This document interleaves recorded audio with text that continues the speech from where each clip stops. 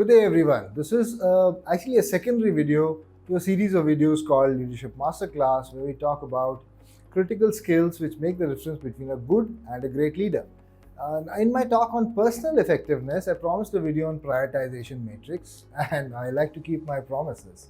So here it is, and today we'll be talking about effective prioritization tool called the Eisenhower Matrix, and more importantly, how you can use it at work to help you become more efficient and effective in managing your time and tasks. So if you have ever felt overwhelmed by your to-do list or struggle to figure out what tasks to tackle first, this tool can help you bring clarity and focus to your work. My name is Major Amit, as you all probably know by now. I run an organization called Executive Excellence, enabling people in organizations with the mission of helping people in an organization succeed.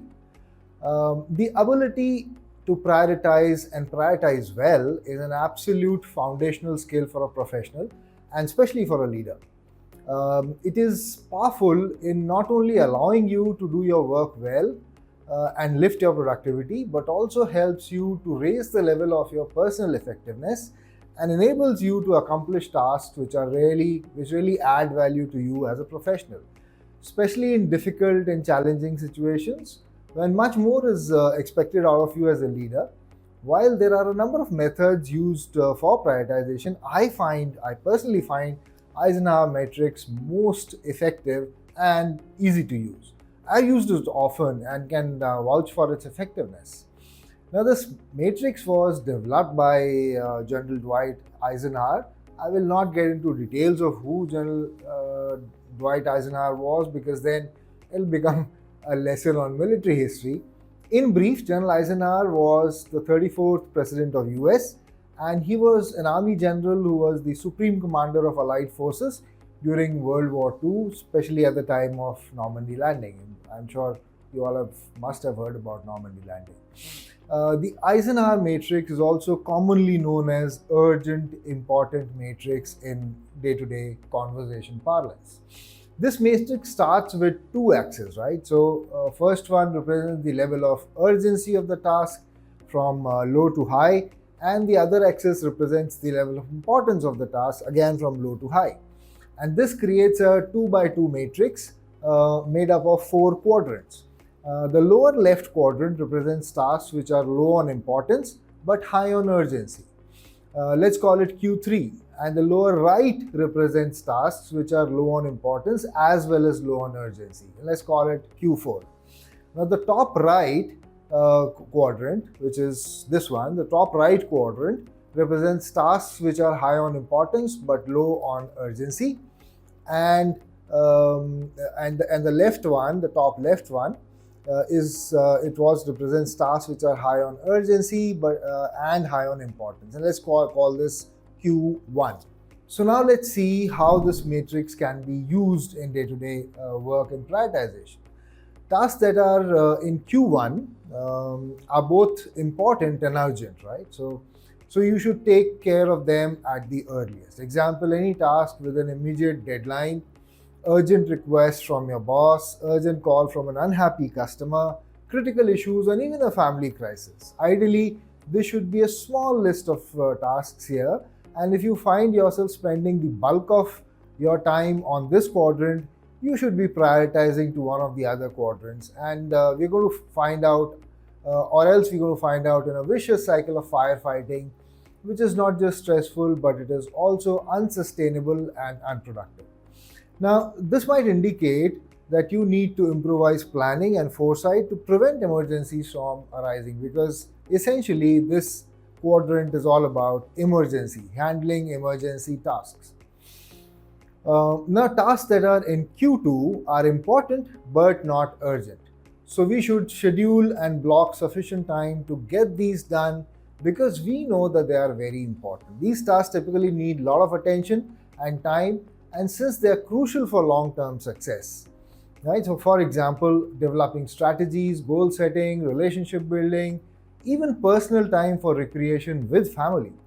The longer we sit on these, the higher likelihood that they'll end up in quadrant 1, which means they'll become urgent and important both.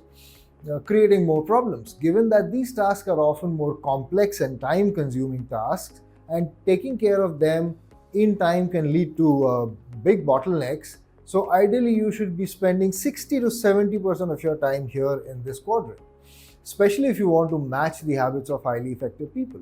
Tasks in Q3 are urgent but not important. So you should be spending as little time on them as possible. More often than not, they will feel like distractions.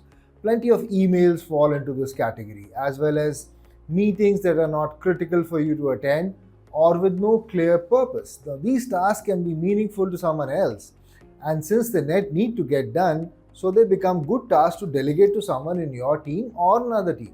For example, maybe someone else can attend a meeting on your behalf, or let's say if a regular customer calls is to be taken, perhaps you can delegate someone else to do this in your team and do this on your behalf, right? And lastly, tasks in Q4 are of least concern since they are neither urgent nor important. Now, these are time wasters typically that provide little or no value and often serve as only distractions. So the focus here to get rid of them somehow. Ideally, you should not be spending time here at all, and this list should be very, very small. Now, emails are a major culprit here, where you mark typically in a CC or a BCC, as well as long chats, office gossip, and of course, social media. Now let's see how to implement this matrix. So first of all, you list your tasks, right? Start by writing down all the tasks you need to complete, right? And second is to categorize each task. Please place each task into one of the 4 quadrants based on its urgency and importance. And then once you've categorized them, then you prioritize your action. Focus first on quadrant 1 tasks, then move to quadrant 2, delegate quadrant 3 tasks if possible, and aim to eliminate quadrant 4 totally. Now finally, make it a habit to review your matrix regularly, daily or weekly, to ensure that you are staying on track and adjusting as needed. So now that we understand Eisenhower Matrix and how to implement it, I would urge you to put some practice into it. Practice makes a man perfect. It's pretty easy to learn and almost anyone can start doing it straight away. A word of caution though, many times I've seen leaders unable to differentiate between what they think is urgent versus important and versus what actually is, right? And they think what they enjoy doing is the most important task, right? Unfortunately, that may not be the case. Also, the fear of letting go, we're talking about delegation, the fear of letting go may prevent leaders from delegating effectively, right? So be cautious of these factors while you're putting your prioritization into work. This matrix is really designed to free up a lot of your time so you can focus on what is really important to you as a leader. The 4 quadrants allow you to take stock of your priorities at a glance, and it's adaptable. It's hugely adaptable. What I mean by this is that it can be modified or used in different circumstances beyond just your own task requirement. I have used this tool in various situations such as project planning, and even to prioritize my personal goals or to help in decision-making process. And that's again a very important role that this matrix could be put into. So that's all for now. Thank you for watching. I hope you found this useful, and if you did, please like, share, and subscribe for more tips on productivity and effective leadership. Do leave your thoughts and questions in the comment section below. And remember, prioritization is key to achieving your goals. So take control of your time and make it work for you. Thank you. All the best.